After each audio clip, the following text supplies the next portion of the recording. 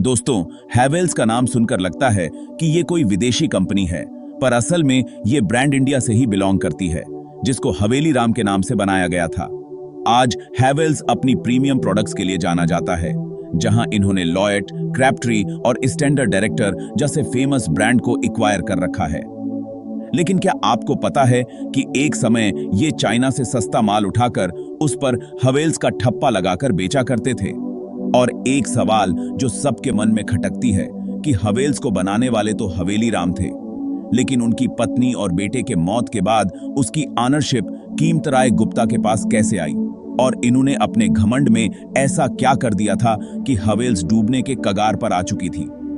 सबसे बड़ा सवाल कि हवेल्स इतने बड़े बड़े कंगाली से हर बार बचा कैसे, और मार्केट में जब चाइना के सस्ते माल का बोलबाला था, उस दौर में हवेल्स एक प्रीमियम ब्रांड कैसे बना, और आज तक इन्होंने इस ब्रांड वैल्यू को बनाकर कैसे रखा।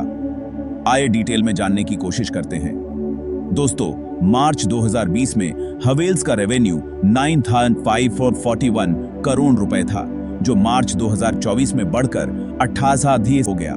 खुद कंपनी के चेयरमैन का कहना था कि अगर 2007 में उन्होंने एक बड़ा कदम नहीं उठाया होता तो आज वो जिस पोजीशन पर बैठे हैं वहां पहुंचने में 40 साल का समय लग जाता।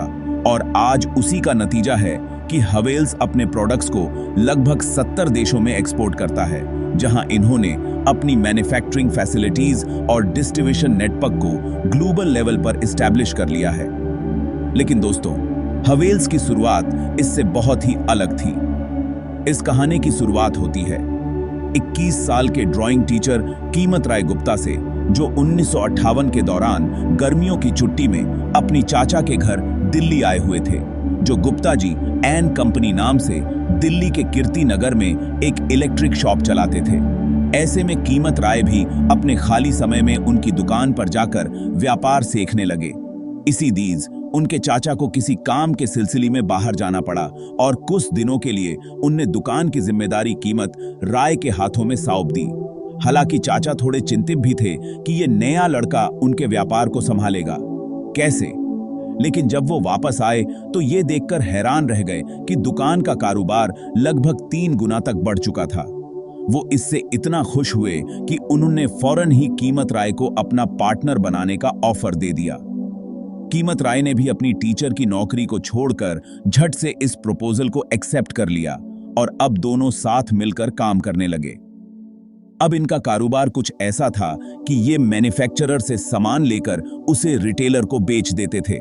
लेकिन इस व्यापार में सबसे बड़ी समस्या ये थी कि जब रिटेलर को किसी और से ज्यादा सस्ते रेट में माल मिलता था तो वो इन्हीं छोड़ दूसरे से सामान ले लेते थे। ऐसे में बार बार नए रिटेलर को ढूंढना और उन्हें खरीदारी के लिए बनाना बहुत ज्यादा मुश्किल हो जाता था। साथ ही कीमतराय ज्यादा प्रॉफिट मार्जिन भी नहीं रख सकते थे, वरना खुद के रिटेलर भी नहीं बचते। इस चीज को नोटिस करने के बाद कीमतराय को समझ आया कि अगर जल्द ही कुछ नया नहीं किया गया तो ये बिजनेस लॉक में जा सकती है और उसे बंद करने के भी नौबत आ सकती है। इसलिए इन्होंने अपने चाचा से डिस्कस किया कि क्यों ना हम खुद की मैन्युफैक्चरिंग शुरू कर दें, क्योंकि ऐसा करके हम कम प्राइस में बेहतर क्वालिटी दे पाएंगे। अब चाचा ठहरे पुराने ख्याल के आद में उन्होंने फौरन ये कहते हुए इनकार कर दिया कि जितना भी मिल रहा है उपने में ही खुश रहो। लेकिन कीमतराय ने अपना पूरा मन बना लिया था कि वो एक मिडिल मैन बनकर नहीं रहेंगे, और इसलिए उन्होंने चाचा को मनाने की कई बार कोशिश की, पर दोनों ही अपनी अपनी बात पर अड़े हुए थे। और बात इतनी बढ़ गई कि बाद में इसने विवाद का रूप ले लिया। ये सब देखते हुए एक दिन कीमतराय ने अपने चाचा को बुलाया, उन्हें ठंडी लस्सी पिलाई और कहा कि आप कुछ भी मांग ले, लेकिन बदले में मुझे अपनी दुकान बेच दे। और काफी सोच विचार के बाद उन्हें लगा कि उनका भतीजा किसी भी कीमत पर अपनी जिद को नहीं छोड़ने वाला। इसलिए 90,000 रुपए में आखिरकार चाचा ने दुकान को भतीजे के नाम कर दिया। इस सबसे परे देश के एक दूसरे कोने में एक अलग ही कहानी चल रही थी, जो थी हवेली राम गांधी की। हवेली राम ने एक कंपनी की शुरुआत की और अपने नाम को थोड़ा मॉडर्न और विदेशी तरीके से मॉडिफाई करके उसका नाम रखा है वेज हवेली राम। बाहरी देशों से इलेक्ट्रॉनिक डिवाइस खरीदते और फिर उन पर अपने ब्रांड का ठप्पा लगाकर इंडिया में बेचा करते थे। उनका ये व्यापार काफी कम समय में बहुत ही सक्सेसफुल हो चुका था और इस सक्सेस के पीछे का मेन रीजन था इस कंपनी का ब्रांड नेम, क्योंकि इसी नाम से एक डच कंपनी मार्केट में मौजूद थी जो बहुत ही अच्छे अप्लायंसेस बनाया करती थी। इस वजह से लोगों को हवेली राम की कंपनी भी विदेशी लगने लगे और इसके डिमांड लगातार बढ़ती चली गई। कुछ समय में इन्होंने अपनी फैक्ट्री सेटअप करके खुद की मैन्युफैक्चरिंग करने लगे। हवेली राम का यह बिजनेस बहुत ही अच्छा चल रहा था, लेकिन तभी उनके साथ कुछ ऐसा हुआ कि सोने के अंडे देने वाले इस व्यापार से उन्होंने हमेशा के लिए मुंह मोड़ लिया। दरअसल हुआ ये कि हवेली राम की पत्नी, जिनसे वो बहुत ज्यादा प्यार करते थे, उनकी मौत हो गई, जिसकी वजह से वो गहरे सदमे में चले गए। और इससे पहले कि वो इस सदमे से बाहर निकल पाते, इनके इकलौते बेटे ने भी आत्महत्या कर ले, जिसके बाद उनका पूरा संसार ही उजड़ गया। इन हादसों के बाद हवेली राम इतने डिप्रेशन में आ गए कि उन्हें कामकाज का कोई होश ही नहीं रहता था। धीरे धीरे उनकी कंपनी लॉस में जाने लगी और उसकी रेपुटेशन खराब होने लगी। इसलिए कई लोगों ने हवेली राम को सुझाव दिया कि इससे पहले कि हेवल्स को बंद करने की नौबत आ जाए, इसे बेच देना ही ठीक होगा। अब दोस्तों, ये खबर कीमत राय को पहले ही मिल जाती है, क्योंकि कीमत राय काफी समय से हेवल्स के डिस्ट्रीब्यूटर थे और क्योंकि वो इस कंपनी की पॉपुलैरिटी के बारे में जानते थे, इसलिए उन्होंने फौरन इसको खरीदने का फैसला कर लिया। इसके अलावा मैन्युफैक्चरिंग में एंटर करने का सपना तो वो बहुत ही पहले से देख रहे थे, बस इंतजार था। तो एक मौके का उन्होंने हेवल्स के मैनेजर के साथ मीटिंग की और 7 लाख रुपए में इस डील को फाइनल कर लिया, जो आपको शायद एक छोटी रकम लग रही होगी, लेकिन उस समय के हिसाब से 7 लाख एक बहुत बड़ी रकम होती थी। कीमत राय ने ये डील तो डन कर दिया था, पर उनके पास इतने पैसे थे ही नहीं। अब वो सोच में पड़ गए कि इतने सारे पैसों का इंतजार वो करे कैसे, और डील से इनकार करने का सवाल भी नहीं था, क्योंकि इस गोल्डन अपॉर्चुनिटी को वो किसी भी कीमत पर जाने नहीं देना चाहते थे। इसलिए उन्होंने अपने दोस्तों और रिश्तेदारों से कर्ज लिया, कुछ अपनी सेविंग्स मिलाई और जैसे तैसे 7 लाख रुपए इकट्ठा करके 1900 ब्रांड नेम को खरीद लिया। यहां ध्यान देने वाली बात यह है कि इन्होंने पूरी कंपनी नहीं, बल्कि 7 लाख रुपए में सिर्फ ब्रांड के नेम को खरीदा था। लेकिन सवाल ये उठता है कि सिर्फ ब्रांड नेम के लिए इतना बड़ा अमाउंट क्यों देना? असल में दोस्तों, अगर कीमत राय एक नई कंपनी को स्टार्ट करते तो इसे मार्केट में लाने के लिए उन्हें बहुत सारी रिसोर्सेज की जरूरत पड़ती।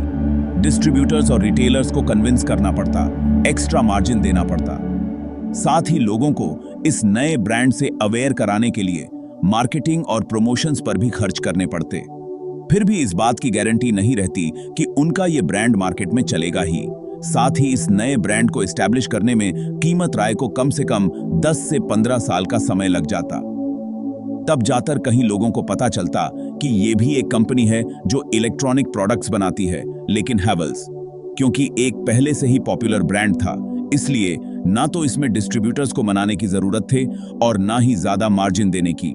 और क्योंकि इस पूरी कंपनी को खरीदना उनके बजट से बिल्कुल बाहर था, इसलिए कीमत राय ने सिर्फ उस ब्रांड के नाम को खरीदा। उन्हें पता था कि लोग सिर्फ ब्रांड को ही देखेंगे, ना कि ये जानने की कोशिश करेंगे कि इसे हवेली राम बेच रहे हैं या कीमत राय। अब कीमत राय ने ब्रांड को तो खरीद लिया था, लेकिन प्रोडक्ट्स के लिए उन्होंने बाहर के देशों से आउटसोर्सिंग करके अगले 5 सालों में कीमत राय के पास इतने पैसे आ चुके थे कि अब वो खुद अपनी मैन्युफैक्चरिंग भी शुरू कर सकते थे। इसलिए साल 1976 में उन्होंने अपना पहला मैन्युफैक्चरिंग प्लांट दिल्ली के कीर्ति नगर में सेटअप किया। इस प्लांट में वो HBC फ्यूजेस, स्विचेस, वायर्स और इन जैसे कई अलग अलग तरह के इलेक्ट्रिक प्रोडक्ट्स बनाया करते थे। साल 1980 में इन्होंने दिल्ली के तिलक नगर में हावेल्स का एक और प्लांट सेटअप किया, जहां हाई क्वालिटी के एनर्जी मीटर्स की मैन्युफैक्चरिंग होती थी।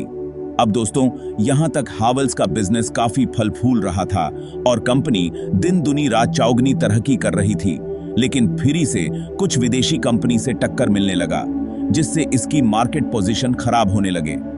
दरअसल 80s के दौरान इंडियन मार्केट में कई चाइनीज कंपनीज एंटर कर चुकी थीं, जिनके इलेक्ट्रिक प्रोडक्ट्स बहुत ही ज्यादा सस्ते होते थे। साथ ही फ्रांस की श्नाइडर इलेक्ट्रिक, जर्मनी की सीमेंस और स्विट्जरलैंड के ABB ग्रुप से भी हावेल्स को भारी कंपटीशन मिल रहा था। क्योंकि ये इंटरनेशनल लेवल पर बड़ा मुकाम रखते थे। साथ ही रीजनेबल प्राइस पर इनके प्रोडक्ट्स के क्वालिटी भी बेहतर होती थी। ऐसे में इनसे compete करना हैवेल्स के लिए बहुत बड़ा चैलेंज बन चुका था। नतीजन हैवेल्स की सेल्स कम होने लगी। लगातार कोशिशों के बाद कीमत राय को समझ आया कि उन्हें नए डिजाइन और टेक्नोलॉजी को अडेप्ट करना होगा ताकि मार्केट में अपनी एक यूनिक आइडेंटिटी बना सके। ऐसे में ग्लोबल ब्रांड्स की क्वालिटी से compete करने के लिए हैवेल्स ने साल 1987 में जर्मनी की कंपनी गियर के साथ एक जॉइंट वेंचर की शुरुआत करे और दिल्ली के बादली इलाके में एमसीबी की मैन्युफैक्चरिंग स्टार्ट कर दी। दोस्तों, गियर को एमसीबी का काफी एक्सपीरियंस था और ये हाई क्वालिटी प्रोडक्ट्स के लिए जाने जाते थे, जिसका हैवेल्स को भरपूर फायदा मिलता है। हैवेल्स अब नए प्रोडक्ट्स को लॉन्च करके लगातार मार्केट में स्ट्रॉन्ग प्रेजेंस बनाने की कोशिश में लगा रहता था। लेकिन फिर 1991 के एलपीजी यानी liberalisation, privatisation and globalisation reform के बाद हैवेल्स के लिए ये मार्केट बहुत ही ज्यादा टफ हो गई, क्योंकि इस रिफॉर्म ने इंडिया की मार्केट को बाहर की कंपनीज के लिए पूरी तरह खोल दिया था। जहां इसके पहले बहुत सारे रिस्ट्रिक्शंस हुआ करते थे इस चीज का फायदा उठाने के लिए। अब जापान, कोरिया और यूएसए की कई कंपनीज ने इंडिया में एंटर करना शुरू कर दिया, जिसके बाद अब हैवेल्स के कई सारे कॉम्पिटिटर्स हो चुके थे। इस दौरान नए टेक्नोलॉजी वाली चीजों की मांगे बढ़ने लगी और गुजरते वक्त के साथ साथ प्रोडक्ट्स पहले से ज्यादा एडवांस होने लगे थे। इसकी वजह से हैवेल्स की प्रॉब्लम अब और भी ज्यादा बढ़ने लग गई। एक तरफ तो कंपनी के ऊपर लेटेस्ट टेक्नोलॉजी को जल्द से जल्द अडॉप्ट करने का प्रेशर था, साथ ही मार्केट में बने रहने के लिए प्राइस कम करने का भी दबाव था। अब देश में उस दौरान महंगाई वैसे ही जोरों पर थी। ऐसे में लोग इन चाइनीज प्रोडक्ट्स को बहुत ही तेजी से अडॉप्ट करने लगे और इसकी वजह से हैवेल्स और इस जैसी कई इंडियन कंपनीज की सेल्स लगातार कम होने लगी। इस गिरते हुए ग्राफ को देखकर कई कंपनीज ने अपनी प्रोडक्ट्स का प्राइस काफी ज्यादा घटा दिया था ताकि वो मार्केट में बने रह सके। लेकिन कीमत राय ने सोचा कि चाहे कुछ भी हो जाए, वो प्रोडक्ट्स के प्राइस के साथ समझौता नहीं करेंगे, क्योंकि चाइनीज प्रोडक्ट्स भले ही सस्ते हों, लेकिन हैवेल्स के प्रोडक्ट्स उनके कंपेयर में हाई क्वालिटी और लॉन्ग लास्टिंग होते थे। हालांकि कीमत राय का यह फैसला थोड़ा रिस्क की जरूर था, क्योंकि उस दौरान परचेसिंग पावर कम होने की वजह से ज्यादातर लोगों का रुझान सस्ती चीजों की ओर रहता था। इसी बीच मार्केट के टफ कंपटीशन को देखते हुए इन्होंने 1992 में अपने बेटे अनिल्डा गुप्ता को भी बिजनेस में शामिल कर लिया और इसके 3 साल बाद अपने भतीजे अमित गुप्ता को इस कंपनी का डायरेक्टर बना दिया और इस तरह यह बिजनेस अब पूरी तरह से परिवार के हाथों में आ गया था। मार्केट की नीड को समझते हुए हैवेल्स ने 1993 में अपना पहला R&D सेंटर ओपन किया ताकि नए एक्सपेरिमेंट करके वो कंपटीशन में आगे रह सके। इसके साथ साथ इन्होंने दूसरी कंपनीज का एक्विजिशन भी शुरू कर दिया था, क्योंकि कीमत राय को पहले से ही पता था कि एक नए कंपनी को खड़ा करना ज्यादा चैलेंजिंग और एक्सपेंसिव है। इसलिए वो जीरो से शुरुआत करने की जगह अलग अलग कंपनीज को अक्वायर कर रहे थे।